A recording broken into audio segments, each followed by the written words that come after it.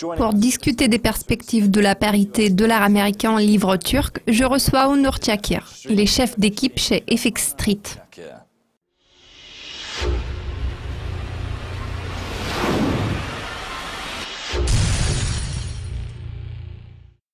Onur, merci de nous avoir rejoints aujourd'hui. Mardi dernier, la Banque centrale turque a décidé d'ajuster sa politique en matière de liquidité en réaction à un nouveau plus haut enregistré par la paire dollar-livre turc. Que pouvez-vous dire sur vos prévisions sur un mois ?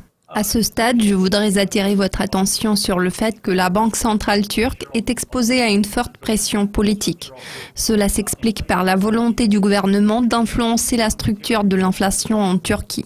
Selon les principes de la théorie économique contemporaine, les taux d'intérêt plus élevés sont le fruit d'une inflation plus élevée. Cependant, le président de la République de Turquie et ses conseillers économiques ont fait clairement comprendre qu'ils avaient adopté une opinion contraire. Selon l'avis qu'ils ont exprimé, l'inflation plus élevée est le résultat des taux d'intérêt plus élevés. Je pense que cette opinion est basée sur deux éléments. Premièrement, nous ne devrions pas perdre de vue les racines islamiques de la Turquie. Des profits inutiles, y compris des gains réalisés grâce aux taux d'intérêt, sont strictement interdits dans le Coran.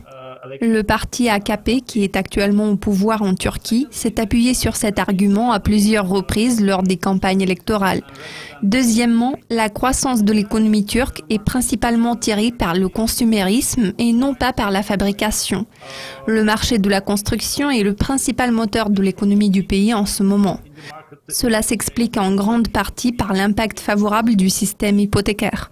Par conséquent, pour maintenir la demande sur le marché, les taux d'intérêt devraient être aussi faibles que possible. Je tiens toutefois à préciser qu'historiquement, l'inflation est très élevée en Turquie. Cette inflation est alimentée à la fois par la demande et par la dynamique des prix. Étant donné que le secteur manufacturier de la Turquie est basé sur les importations, de fortes fluctuations de change exercent une incidence négative sur l'inflation des coûts.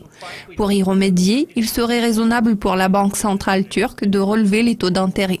Néanmoins, en raison de la pression politique, la Banque centrale privilégie des méthodes non conventionnelles afin de maintenir les taux d'intérêt en bas niveau. En l'occurrence, la Banque centrale du pays peut modifier le taux de réserve obligatoire, les limites d'emprunt sur le marché, ainsi que recourir au mécanisme des options de vente pour des périodes allant de 1 à 6 mois. Cette méthode est en train de gagner en popularité à l'heure actuelle. Elle est utilisée par les banques centrales du Mexique et du Brésil pour lutter contre les fluctuations de change. Il est important de noter que dans le cas de la Turquie, l'initiative la plus récente a été limitée à 3 milliards de dollars américains.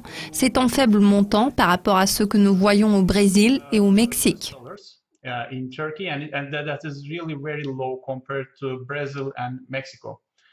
En outre, n'oublions pas que le taux de change de cette paire de devises ne dépend pas uniquement des mesures mises en œuvre par la Banque centrale turque.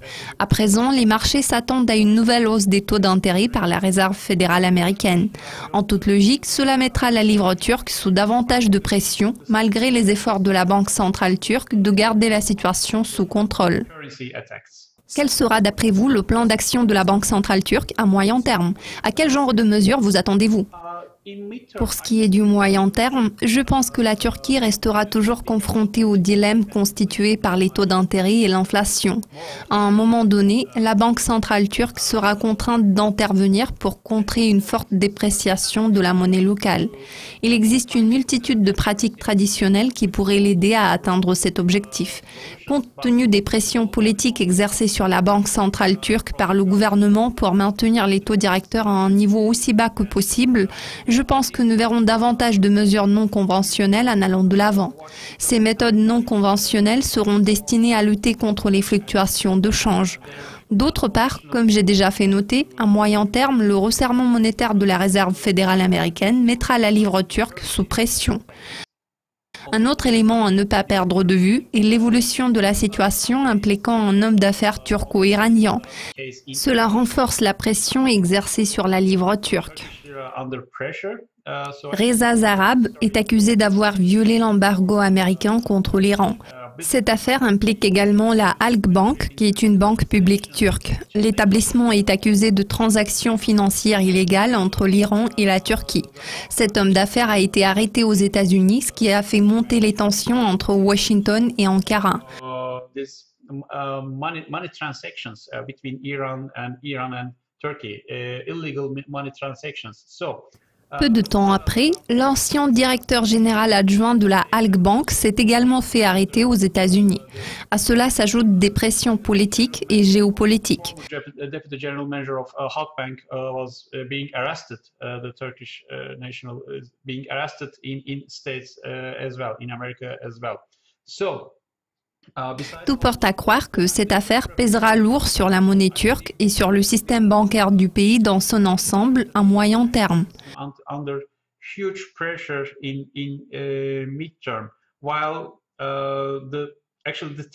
En outre, les tensions en Syrie ne cessent de se répercuter sur la monnaie turque. Bien qu'elle se soit apaisée ces derniers temps, il sera important de suivre l'évolution de la situation. Enfin, est-il possible d'établir des prévisions à long terme sur cette paire de devises? Quels sont les principaux événements que nous devrions surveiller de près? En ce qui concerne les perspectives à long terme, malheureusement, il est peu probable que nous voyions des développements favorables à la livre turque. Les problèmes tels que l'inflation et la pression exercée sur les taux d'intérêt continueront d'affecter la politique de la Banque centrale du pays. En réalité, le gouvernement turc lui laisse très peu de marge de manœuvre. Un nouveau relèvement des taux de la Fed mettra également une pression énorme sur la livre et sur le système bancaire turc l'année prochaine. Par conséquent, je pense qu'à ce stade, nous ferions mieux d'analyser les perspectives de la paire dollar américain livre turc d'un point de vue technique. Étant donné que je ne prévois pas de développement favorable à une appréciation de la livre turque, mes prévisions sur la paire en question sont haussières. Je suis d'avis que cette parité a toutes les chances de s'établir aux alentours de la barre de 4,10. Dans le cas de la paire dollar américain livre turc, la zone de confort se situe dans une fourchette comprise entre 3,45 et 3,61. Pourtant, cette fourchette pourrait potentiellement être cassée à la hausse. Mes prévisions à long terme se situent à 3,70. This comfort zone to move up or move over 3.70 in the long run. Il en découle que tout retracement de la paire dollar américain livre turc pourrait être considéré comme étant une opportunité d'achat. Honor, tous mes remerciements pour votre participation. Restez à l'affût de nos mises à jour régulières sur Dukascopy TV pour être au courant de tout ce qui se passe dans le monde de la finance.